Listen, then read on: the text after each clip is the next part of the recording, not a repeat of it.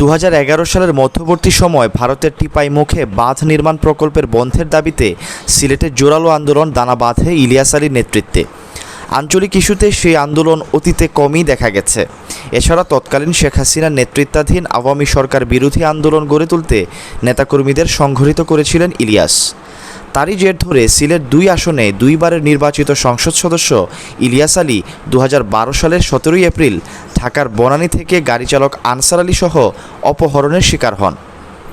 ওই সময় ইলিয়াস আলীর সন্ধান দাবিতে টানা 1 সপ্তাহ হরতাল পালিত হয় বিশ্বনাথ উপজেলায়, যে হরতালে পুলিশের সঙ্গে সংঘর্ষে ছাত্রদল ও যুবদলের 3 কর্মী নিহত হন। বিএনপির অভিযোগ, তাকে আওয়ামী লীগ সরকারের লোকজন গুম করেছে। গত 5ই আগস্ট বৈষম্য বিরোধী ছাত্র আন্দোলনে শেখ হাসিনা সরকারের পতন হয়। তার পরদিন 6ই আগস্ট সন্ধ্যায় 8 বছর পর ঢাকা সেনানিবাসের কচুক্ষেতে প্রতিরক্ষা গোয়েন্দা পরিদপ্তর ডিজিএফআইয়ের কথিত আয়নাঘর থেকে বেরিয়ে আসেন সাবেক সেনা কর্মকর্তা ব্রিগেডিয়ার জেনারেল আবদুল্লাহিল আমান আজমি ও সুপ্রিম কোর্টের আইনজীবী আহমদ বিন কাশেম আরমান। এরপর দিন দীর্ঘ 5 বছর 3 মাস পর গত 7ই আগস্ট মুক্তি পেয়েছেন ইউনাইটেড পিপলস ডেমোক্রেটিক ফ্রন্টের নেতা মাইকেল চাকমা। অনেকে মনে করেন গুমের শিকার বিএনপি নেতা এম ইলিয়াস আলী কথিত আয়নাঘরে আটকে আছেন। তাকে ফিরিয়ে দেওয়ার দাবিতে সিলেটে মানববন্ধন হয়েছে। গত বৃহস্পতিবার দুপুরে সিলেট নগরের চৌহাট্টা এলাকায় কেন্দ্রীয় শহীদ মিনারের সামনে বিশ্বনাথ ও উসমানীনগর উপজেলাবাসীর ব্যানারে এ কর্মসূচি হয়েছে। এ 2 উপজেলা নিয়ে সিলেট 2 সংসদীয় আসন গঠিত। এখানকার সংসদ সদস্য ছিলেন ইলিয়াস আলী। কিন্তু এক সময় র্যাবে সংযুক্ত হয়ে চাকরি করা পুলিশের এক সাবেক এসআই দাবি করেছেন ইলিয়াস আলীকে হত্যার পর তার পেট ফুটো করে পতেঙ্গা সৈকতে ডুবিয়ে দিয়েছেন সেনাবাহিনীর পদ থেকে সদ্য অব্যাহতি পাওয়া মেজর জেনারেল জিয়াউল আহসান। বিসমিল্লাহির রহমানির রহিম। আমি বাংলাদেশ পুলিশের একজন কর্মকর্তা এসআই মাসুদ রানা। আমি আপনাদের কাছে কিছু তথ্য তুলে ধরতে চাই, যেটা বাংলাদেশের মানুষ অনেক দিন ধরেই জানে না, বা তারা এই প্রশ্নের উত্তর খুঁজছে অনেক বছর ধরে, কিন্তু কোনো উত্তর খুঁজে পায়নি। আজকে যাকে সেনাবাহিনী থেকে অব্যাহতি দেওয়া হলো, মেজর জেনারেল জিয়াউল আহসান, যিনি এনটিএমসির প্রধান ছিলেন এবং তিনি র্যাবের অতিরিক্ত পরিচালক ছিলেন। অতিরিক্ত পরিচালক অপারেশন। তিনি মেজর থাকতেই র্যাবে ছিলেন এবং বাংলাদেশে যত গুম খুন হয়েছে বিএনপি সহ অন্যান্য যারা অ্যাক্টিভিস্ট, সেই গুম খুনের সাথে জড়িত এই জিয়াউল আহসান। অনেক নেতাদেরকেই র্যাবের কালো গাড়িতে করে সিভিলে ধরে আনা হতো, এনে র্যাব 1-এর গোপন আস্তানায় তাদেরকে আটক রাখা হতো। এরপর তাদেরকে সময় মতো অজ্ঞাত স্থানে নিয়ে তাদেরকে হত্যা করা হতো এবং অজ্ঞাত স্থানেই তাদের লাশ হয়তো নদীতে ডুবিয়ে দেওয়া হতো, নয়তো তাদেরকে দাফন করা হতো, নয়তো অ্যাসিডের মাধ্যমে তাদের লাশকে গলিয়ে দেওয়া হতো। আমি 2014 অক্টোবর থেকে 2017 ডিসেম্বর পর্যন্ত র্যাব সদর দপ্তরে কর্মরত ছিলাম। তখন র্যাবের ডিজি ছিলেন বেনজির, যিনি আজকে দেশের হাজার হাজার কোটি টাকা চুরি করে, পুলিশের হাজার হাজার কোটি টাকা চুরি করে পালিয়ে গেছেন বিদেশে। তো আমি দেখেছি অনেক মানুষকে কিভাবে অন্যায়ভাবে গ্রেফতার করে নিয়ে গুম করে রাখা হতো। আমি রিসেপশনে ডিউটি করতাম। গুম হয়ে যাওয়া মানুষের স্বজনেরা আমার কাছে আসতো, কিন্তু আমাদেরকে কঠোর নজরদারিতে রাখা হতো। সিসি ক্যামেরার আওতায় ছিলাম, তাদের সাথে আমরা ওভাবে কথা বলতে পারতাম না। তাদেরকে কোনো তথ্য দেওয়া নিষেধ ছিল আমাদের জন্য। কিন্তু তাদের স্বজনরা আসলে এসে যখন এখানে কান্না করতো, আমি নিজেকে ধরে রাখতে পারিনি। আমি অনেকের স্বজনকেই তাদের স্বজনের গুম হয়ে যাওয়া স্বজনের পরিণতির কথা জানিয়ে দিতাম। বিশেষ করে যাদেরকে মেরে ফেলা হতো, খুন করা হতো, তাদেরকে আমি খারাপ সংবাদটা দিতাম না, কিন্তু যাদেরকে বন্দি করে রাখা হতো, যেমন বিএনপি নেতা সালাউদ্দিন আহমেদকে যখন অ্যারেস্ট করে আনা হলো, তিনি অ্যারেস্ট করার সময় ধস্তাধস্তিতে মাথায় আঘাত পেয়েছিলেন। তাকে র্যাব 1-এর গোপন কক্ষে আটক করে রাখা হয়েছিল দীর্ঘদিন। এরপর তাকে একসময় ভারতে পাচার করে দিয়ে আসা হয়। তাকে অজ্ঞাত কারণে হত্যা করা হয়নি। তার ফ্যামিলি এসেছিল, তার স্ত্রী হাসিনা আহমেদ, তার ভাই গিয়াসউদ্দিন আহমেদ। ওনারা আমার কাছে বেশ কয়েকবার এসেছেন। আমি কয়েকদিন ওনাদের এই উদ্বেগ, উৎকণ্ঠা আমার সামনে বসে কান্নাকাটি দেখে আমি থাকতে পারিনি। আমি ওনাদেরকে কৌশলে আমার ফোন নাম্বার দিয়ে আমি ওনাদের সাথে দেখা করে ওনাদেরকে জানিয়ে দিই যে সালাউদ্দিন সাহেবকে হত্যা করা হয়নি, উনি জীবিত আছেন এবং ওনাকে হত্যা করার সিদ্ধান্ত নেওয়া হয়নি। এই সিদ্ধান্তগুলো জেনে নিতেন তিনি হচ্ছেন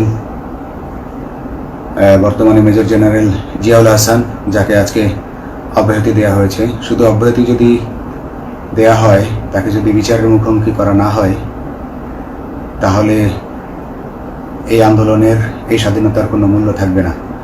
আমি আজকে আর কাউকে ভয় পাই না। আমি আজকে বিশ্বাস করি যে আজকে আমাকে এই সত্য বলার জন্য কেউ গুম করে দিতে পারবে না, এই সত্য বলার জন্য কেউ আমাকে অ্যারেস্ট করবে না। সেই কারণে আমি বুকে সাহস নিয়ে আজকে কথাগুলো বলছি। আপনারা যারা বিএনপি নেতা ইলিয়াস আলীর অপেক্ষায় আছেন, তাদের জন্য দুঃখজনক সংবাদ। তাকে অনেক আগেই হত্যা করা হয়েছে।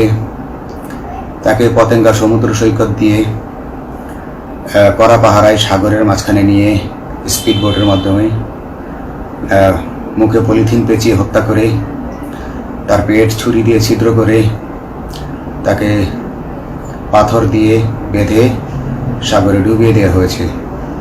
শুধু ইলিয়াস আলী নয়, অনেক নেতার সন্ধান যারা আজও পাননি। কিছু মানুষ তো ঘর থেকে উদ্ধার হয়েছে, কিন্তু যাদেরকে আপনারা পাননি, তাদের সবার এই করুণ পরিণতি হয়েছে। আমি যদিও তারা এই কাজগুলো গোপনে, অতি গোপনে করত এবং র্যাবের অন্যান্য শাখার কর্মরত কর্মকর্তা কর্মচারীরা এটা জানতো না, কিন্তু আমি অত্যন্ত বিচক্ষণভাবে আমি এই খবরগুলো নিতাম, কারণ আমি জানতাম এগুলো একদিন আমি প্রকাশ করতে পারবো। এবং এই দিনটার অপেক্ষায় ছিলাম আজকে এত বছর, মানুষের কাছে সত্য প্রকাশের। বাংলাদেশের মানুষ জানুক যে কারা খুনি, কারা এত মানুষকে গুম খুন করেছে, এই দেশ থেকে এই দেশে ত্রাসের রাজত্ব কায়েম করেছে। তারা মাদকের ক্রস ফায়ারের নামে যে হত্যা ট্র্যাডিশন চালু করেছিল, এই ট্র্যাডিশনের উদ্দেশ্য ছিল বিরোধী দলের লোকজনকে হত্যা করা। কারণ পুলিশ এবং সেনাবাহিনীর অনেকেই মানুষ হত্যা করতে ভয় পেত, তারা এটাতে অভ্যস্ত ছিল না।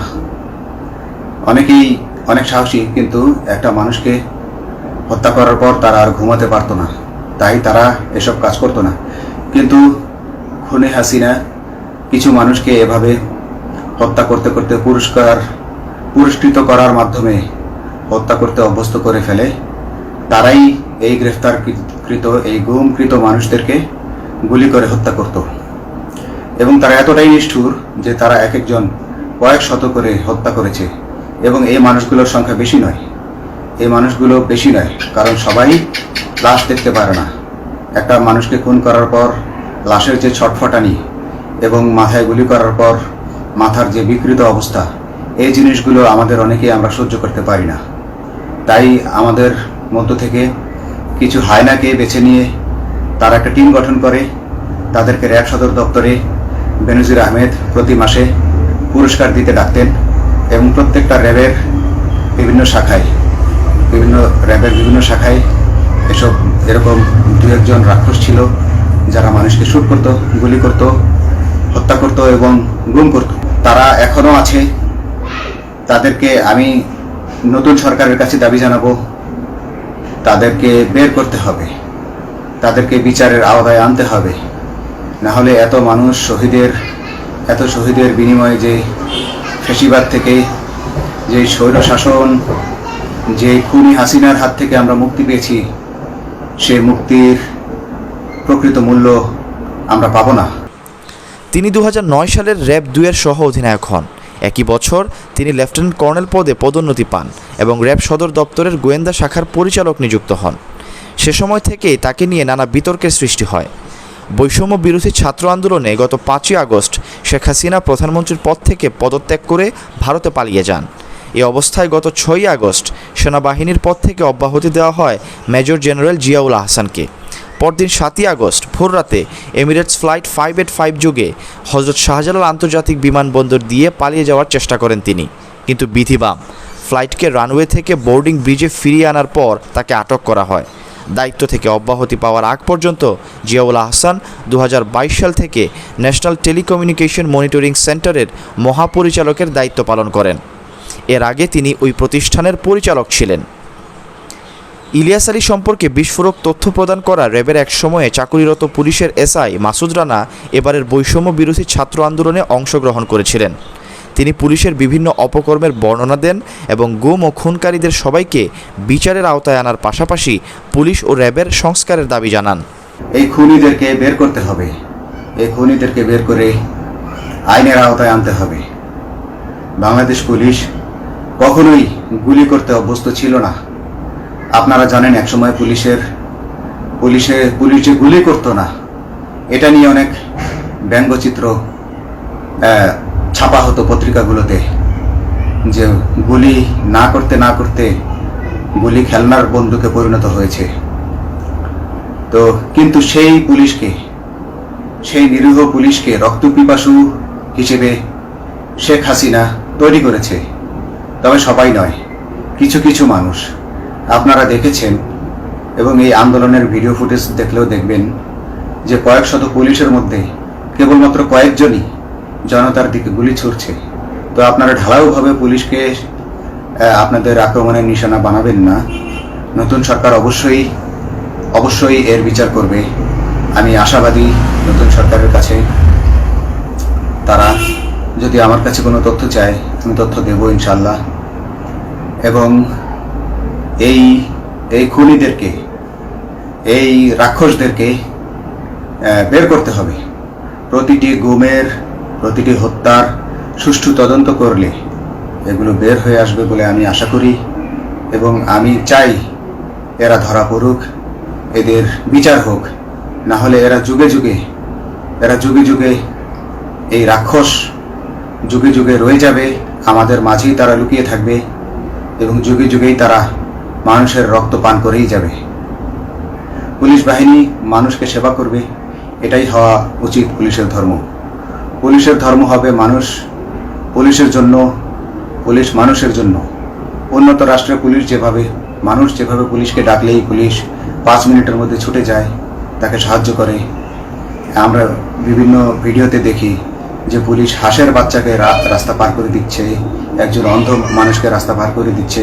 বাংলাদেশের পুলিশ এমনটাই করতে চায়, আমরা এমনটাই করতে চাই, কিন্তু সেই পরিস্থিতিতে আমাদেরকে রাখা হয়নি। আমাদেরকে রাখা হয়েছে দৌড়ের উপর, আমাদেরকে রাখা হয়েছে বিভিন্ন অন্যায় কাজের উপর, বিভিন্ন অন্যায় আদেশের উপর।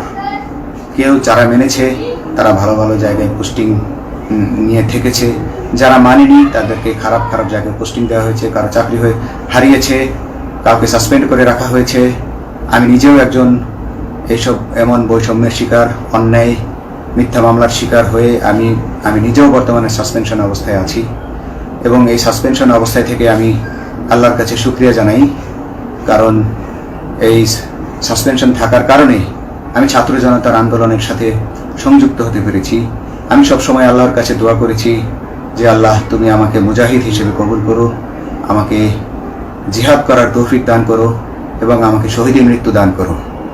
এবং আল্লাহ আমার দোয়া কবুল করেছেন। আমি ছাত্র জনতার সাথে এই জিহাদে অংশগ্রহণ করেছি, ছাত্র জনতা সফল হয়েছে। আমি গর্বিত আমি এই আন্দোলনে একজন পুলিশ অফিসার হয়েও আমি অংশগ্রহণ করতে পেরেছি। তো যাই হোক, আমি চাইব যে বাংলাদেশ পুলিশের, র্যাবের যে সকল কর্মকর্তা অগণিত মানুষের গুম খুনের সাথে জড়িত ছিল তাদেরকে ধরা হোক, তাদেরকে আইনের আওতায় আনা হোক। আমাদের মতো অনেক অফিসার আছি যারা এসব কুকর্মের সাক্ষী, আমরা সাক্ষ্য দেব। আমরা এখন আর ভয় পাই না। আমরা আসলে যে ভয় পেয়েছি তা নয়, আমাদের বাহিনীতে টিকে থাকাটা জরুরি ছিল।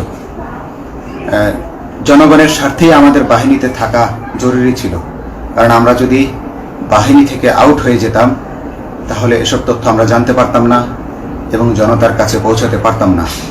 জনতার কথা বলতে হলে, জনতার সাথে থাকতে হলে আমি পজিশনেও থাকতে হবে। এই জন্য অনেক কিছুই প্রকাশ করিনি, কারণ আপনারা ভালো মতোই জানেন যে অনেক সেনাবাহিনীর মেজরকেও গুম করে দেওয়া হয়েছে যারা মুখ খুলেছে।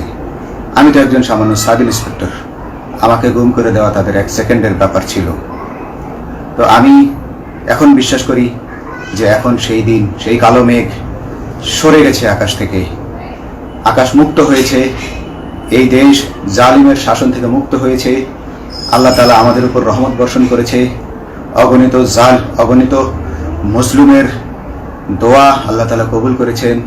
অগণিত 18 কোটি মানুষের দোয়া আল্লাহ কবুল করেছেন।